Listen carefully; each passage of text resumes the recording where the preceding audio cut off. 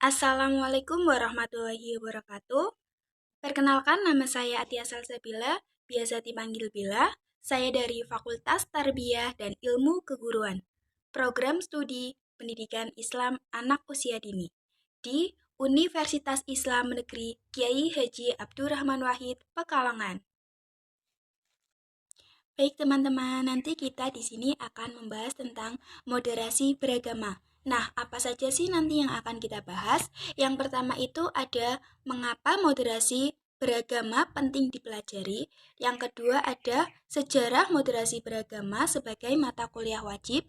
Yang ketiga ada 5 ahli moderasi beragama di Indonesia. Dan yang keempat ada materi moderasi beragama yang sudah dikuasai. Langsung saja ke pembahasan yang pertama, yaitu tentang mengapa sih moderasi beragama itu penting untuk kita pelajari. Nah, pertanyaan semacam itu mungkin sudah sering kita dengar ya, apalagi kita tinggal di negara Indonesia, di mana negara Indonesia ini memiliki berbagai macam keragaman, mulai dari agama, suku, bangsa, kepercayaan, dan lain-lain. Nah, sebelum kita membahas tentang mengapa sih moderasi beragama itu penting untuk kita pelajari, alangkah baiknya kita itu tahu tentang moderasi sendiri itu artinya apa. Nah, moderasi di sini itu berasal dari bahasa Latin moderatio yang berarti kesedangan, tidak kelebihan, dan tidak kekurangan. Kata itu juga dapat berarti penguasaan diri dari sikap sangat kelebihan dan kekurangan. Jadi, moderasi beragama dapat dipahami sebagai cara pandang, sikap, dan perilaku selalu mengambil posisi di tengah-tengah, selalu bertindak adil, dan tidak ekstrim dalam beragama. Jadi kita itu moderat ya teman-teman, tidak condong ke kanan maupun tidak condong ke kiri. Jadi kita berada di tengah-tengah secara adil. Nah, pertanyaan mengenai mengapa sih moderasi beragama itu penting untuk kita pelajari? Nah, jawabannya ya sangat penting ya teman-teman, apalagi kita kan tinggal di negara Indonesia yang memiliki berbagai keberagaman, mulai dari agama yang berbeda-beda, bersuku-suku, berbangsa-bangsa, dan sebagainya. Nah, moderasi beragama di sini itu penting karena keragaman dalam beragama itu niscaya tidak mungkin dihilangkan. Ada 3 alasan utama mengapa kita perlu adanya moderasi beragama. Nah, untuk yang pertama, salah satu esensi kehadiran agama adalah untuk menjaga martabat manusia sebagai makhluk mulia ciptaan Tuhan, termasuk menjaga untuk tidak saling menghilangkan nyawanya. Itu mengapa setiap agama selalu membawa misi damai dan keselamatan. Nah, untuk mencapai itu, agama selalu menghadirkan ajaran tentang keseimbangan dalam berbagai aspek kehidupan. Agama juga mengajarkan bahwa menjaga nyawa manusia harus menjadi prioritas. Menghilangkan satu nyawa sama artinya dengan menghilangkan nyawa keseluruhan umat manusia. Moderasi beragama menjunjung tinggi nilai kemanusiaan. Nah, untuk orang yang ekstrim sendiri, dia itu seringkali terjebak dalam praktek beragama atas nama Tuhan. Dia itu hanya mementingkan atau hanya membela keagungannya sendiri tanpa melihat aspek kemanusiaan. Orang yang beragama dengan cara ini, dia itu rela merendahkan sesama manusia atas nama Tuhan. Padahal menjaga kemanusiaan itu sendiri adalah bagian dari inti ajaran agama. Sebagian manusia sering mengeksploitasi ajaran agama untuk memenuhi kepentingan hawa nafsunya, kepentingan hewaninya, dan tidak jarang juga untuk melegitimasi hasrat politiknya. Aksi-aksi eksploitatif atas nama agama ini yang menyebabkan kehidupan beragama menjadi tidak seimbang, cenderung ekstrim dan berlebih-lebihan. Jadi, dalam hal ini, pentingnya moderasi beragama adalah karena dia itu akan menjadi cara mengembalikan praktek beragama agar sesuai dengan esensinya dan agar agama benar-benar berfungsi menjaga harkat dan martabat manusia, tidak sebaliknya. Yang kedua, ribuan tahun setelah agama-agama itu lahir, manusia itu semakin bertambah dan semakin beragam, bersuku-suku, berbangsa-bangsa, beraneka warna kulit, tersebar di berbagai negeri dan wilayah. Seiring dengan perkembangan dan persebaran manusia, itu agama juga turut berkembang dan tersebar. Karya-karya ulama terdahulu yang ditulis dalam bahasa Arab tidak lagi mewadahi untuk seluruh kompleksitas persoalan kemanusiaan. Teks-teks agama pun mengalami multitafsir, kebenaran menjadi beranak pinak. Sebagian pemeluk agama tidak lagi berpegang teguh pada esensi dan hakikat ajaran agamanya, melainkan bersikap fanatik pada tafsir kebenaran versi yang dia sukai, dan terkadang tafsir yang sesuai dengan kepentingan politiknya saja. Nah, ini itu yang menyebabkan konflik. Kompleksitas kehidupan manusia dan agama yang seperti itu terjadi di berbagai belahan dunia, tidak hanya di Indonesia dan Asia, melainkan juga di berbagai belahan dunia lainnya. Konteks ini yang menyebabkan pentingnya moderasi beragama agar peradaban manusia tidak musnah akibat konflik berlatar agama. Dan yang terakhir, yang ketiga, khusus dalam konteks Indonesia, moderasi beragama diperlukan sebagai strategi kebudayaan kita dalam merawat keindonesiaan. Sebagai bangsa yang sangat heterogen, sejak awal para pendiri bangsa sudah berhasil mewariskan satu bentuk kesepakatan dalam berbangsa dan bernegara, yaitu Pancasila dalam Negara Kesatuan Republik Indonesia yang telah nyata berhasil menyatukan semua kelompok agama, etnis, bahasa, dan budaya. Indonesia disepakati bukan negara agama, tapi juga tidak memisahkan agama dari kehidupan sehari-hari warganya. Nilai-nilai agama dijaga, dipadukan dengan nilai-nilai kearifan dan adat istiadat lokal. Itulah sesungguhnya jati diri di Indonesia, negeri yang sangat agamis dengan karakternya yang santun, toleran, dan mampu berdialog dengan keragaman. Ekstremisme dan radikalisme nescaya akan merusak sandi-sandi keindonesiaan kita jika dibiarkan tumbuh dan berkembang. Karenanya, moderasi beragama sangat penting dijadikan sebagai cara pandang. Jadi intinya, mengapa sih moderasi beragama itu penting untuk kita pelajari? Yaitu karena moderasi beragama itu sangat diperlukan sebagai solusi agar dapat menjadi kunci penting untuk menciptakan kehidupan keagamaan yang rukun, harmoni, damai, serta keseimbangan baik dalam kehidupan pribadi, keluarga, bermasyarakat, bernegara, maupun kehidupan beragama. Pembahasan yang kedua yaitu tentang sejarah moderasi beragama sebagai mata kuliah wajib. Nah, mengenai sejarah moderasi beragama menjadi mata kuliah wajib sendiri itu telah ditemukan berbagai penelitian yang menunjukkan bahwa kecenderungan anak muda yang mengarah pada gerakan radikal itu tuh bisa disaksikan para pelaku terorisme itu banyak yang masih muda. Seperti yang kita ketahui, akhir-akhir ini dunia pendidikan tinggi dihebohkan dengan hasil penelitian yang menyebutkan beberapa kampus di Indonesia dan mahasiswanya terpapar radikalisme. Nah, di era modern ini, penyebaran paham radikal di kalangan mahasiswa harus digencarkan oleh kelompok radikal, terutama melalui media sosial. Pembelajaran harus dilakukan dengan metode berani yang memudahkan siswa mengakses informasi internet, termasuk konten yang berbau radikalisme. Nah, mahasiswa juga dapat dijadikan sebagai regenerasi yang menjanjikan bagi kelangsungan operasi gerakan kelompok radikal. Hal ini berawal dari pemahaman yang dangkal terhadap ajaran agama. Oleh karena itu, moderasi beragama dijadikan mata kuliah wajib.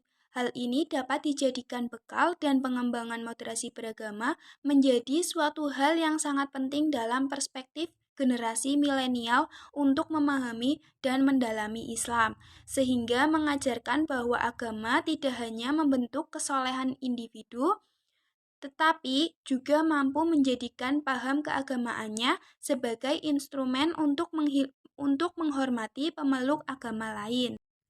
Kampus-kampus PTKN, khususnya PTKIN, Perguruan Tinggi Keagamaan Islam, itu harus memiliki kekuatan riset yang unggul dan distintif terkait dengan perspektif moderasi beragama. Lembaga pendidikan harus menjadi kekuatan terdepan dalam implementasi dan penguatan moderasi beragama, antara lain yaitu dengan cara memperkuat kurikulum dan materi belajar mengajar yang berperspektif moderasi beragama. Nah, selain pada kurikulum, penguatan visi moderasi beragama di jalur pendidikan juga harus menyasar pada guru dan dosen. Karena dalam proses belajar mengajar, mereka itu menjadi faktor kunci utama untuk memberi informasi pengetahuan dan penanaman nilai-nilai tertentu pada siswa dan mahasiswa. Lingkungan kampus, lembaga pendidikan harus mencerminkan wawasan moderasi, misalnya dalam mengelola interaksi orang-orang yang ada di dalamnya dan dalam pengelolaan tempat ibadah. Aktivitas sekolah dan kampus harus digerakkan untuk mengawal moderasi beragama. Ini itu penting dilakukan karena sejumlah survei menjelaskan bahwa 3 pintu utama bagaimana pemahaman radikal dan intoleransi melakukan penetrasi di lingkungan sekolah. Yang pertama, kegiatan ekstrakurikuler. Yang kedua, peran guru dalam proses belajar mengajar. Yang ketiga, melalui kebijakan sekolah yang lemah dalam mengontrol masuknya radikalisme di sekolah. Oleh karena itu, perlu penguatan pada 3 aspek tersebut. Baik, kita masuk ke pembahasan yang ketiga, yaitu tentang 5 ahli moderasi beragama yang ada di Indonesia. Siapa saja ya? Pengertian moderasi beragama menurut para ahli. Yang pertama, Profesor Muhammad Qura Shihab, Guru Besar Bidang Tafsir Al-Quran. Menurut beliau, moderasi beragama dalam konteks Islam sebenarnya sulit didefinisikan. Hal itu karena istilah moderasi baru muncul setelah maraknya aksi radikalisme dan ekstremisme. Pengertian moderasi beragama yang paling mendekati dalam istilah Al-Quran yaitu wasatiyah. Wasat berarti pertengahan dari segala sesuatu. Kata ini juga berarti adil, baik, terbaik, paling utama. Hal ini diterangkan dalam surat Al-Baqarah ayat 143. Yang kedua, Profesor Komarudin Hidayat, Guru Besar Bidang Filsafat Islam. Menurut beliau, pengertian moderasi beragama muncul karena ada 2 kutub, yaitu ekstrim kanan dan ekstrim kiri. Ekstrim kanan terlalu terpaku pada teks dan cenderung mengabaikan konteks, sedangkan ekstrim kiri cenderung mengabaikan teks. Maka, moderasi beragama berada di tengah-tengah dari 2 kutub tersebut, yaitu menghargai teks tetapi mendialogkannya dengan realitas kekinian. Yang ketiga ada Profesor Azumardi Azra, Guru Besar Sejarah Islam. Menurut beliau, moderasi beragama di Indonesia yang sangat terlihat adalah umat Islam. Pengertian moderasi beragama dalam konteks umat Islam kemudian disebut Islam wasatiyah. kondisi moderasi beragama di Indonesia saat ini sudah mapan dengan adanya Islam wasatiyah. Artinya, dalam memahami agama, tidak banyak masyarakat Indonesia yang ekstrim kanan maupun ekstrim kiri. Yang keempat ada Dr. Andes Lukman Hakim Saifuddin, Menteri Agama tahun 2014-2019. Menurut beliau, istilah moderasi beragama harus dipahami bahwa yang dimoderasi bukan agamanya, melainkan cara kita beragama. Hal ini karena agama sudah pasti moderat. Hanya saja ketika agama membumi, lalu hakikatnya menjadi sesuatu yang dipahami oleh manusia yang terbatas dan relatif. Agama kemudian melahirkan aneka ragam pemahaman dan penafsiran.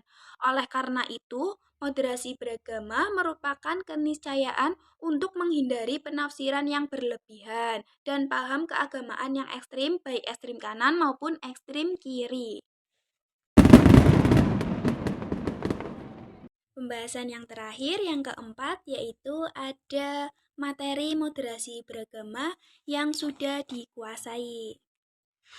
Nah, dari yang saya pahami tentang moderasi beragama sendiri itu berarti cara kita memandang agama orang lain atau keberagaman yang ada di bangsa kita sendiri, bangsa Indonesia. Jadi kita itu tidak boleh ekstrim ke kanan maupun ekstrim ke kiri. Kita itu harus moderat, berada di tengah-tengah, dan bisa saling toleransi, menghargai adanya perbedaan-perbedaan yang ada. Moderasi beragama adalah sebuah konsep yang menekankan pada pentingnya memelihara sikap toleransi, penghormatan, dan pemahaman yang baik antar umat beragama yang berbeda. Konsep ini berkembang sebagai upaya untuk mengurangi konflik dan kekerasan yang terjadi karena perbedaan agama. Latar belakang moderasi beragama berasal dari sejarah panjang konflik antara agama-agama di berbagai belahan dunia. Konflik antara umat beragama yang berbeda seringkali mengakibatkan kerusakan fisik, ekonomi, dan psikologis yang sangat besar bagi masyarakat yang terlibat di dalamnya. Nah, oleh karena itu, moderasi beragama itu menjadi sangat penting atau menjadi sebuah alternatif dalam menyelesaikan konflik antar agama yang mempromosikan dialog, saling pengertian, dan toleransi antar umat beragama. Konsep ini terus berkembang dan diadopsi oleh berbagai lembaga dan organisasi internasional, termasuk PBB dan UNESCO, sebagai upaya untuk mendorong perdamaian dan harmoni antar umat manusia di seluruh dunia. Jadi, moderasi beragama itu sangat penting ya teman-teman, agar kita bisa menghargai perbedaan yang ada.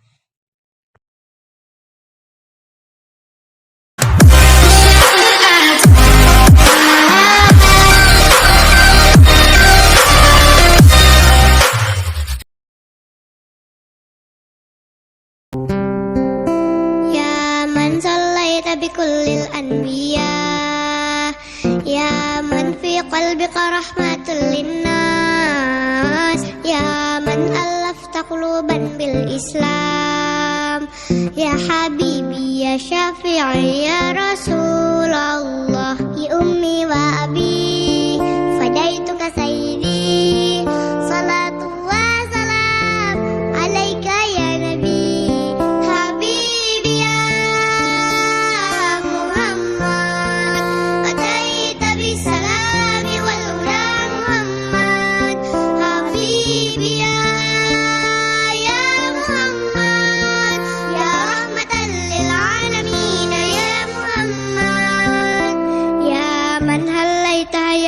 بالإيمان يا من بجمالك علمت الإحسان يا من نورت قلوبنا بالقرآن يا حبيبي يا شافعي يا رسول الله لأمي وأبي